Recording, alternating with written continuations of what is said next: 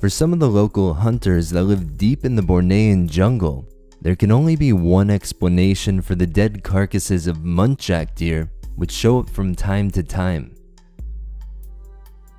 According to the reports, these bodies are discovered relatively untouched, besides for a critical wound to the throat and the elimination of some internal organs.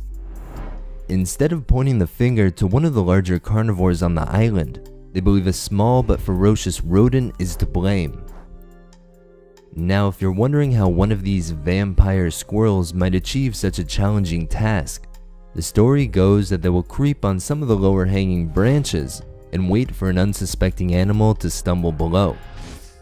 Once in range, they then lunge down and strike at the animal's jugular. After it bleeds out, the squirrels are free to disembowel the lifeless body and selectively munch on its stomach contents, heart, and liver.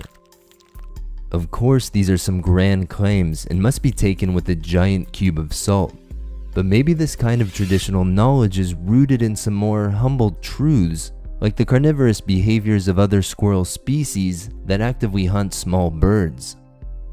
Considering this squirrel has only been photographed a handful of times and is relatively unstudied, it may be best to keep an open mind during further investigations, or at least that's what Emily Méjard and her colleagues recommend, who shared this riveting story from the locals in their most recent paper, which includes other more scientific discoveries regarding the tufted ground squirrel.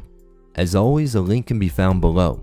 Once again, thanks for tuning in, and giddy up.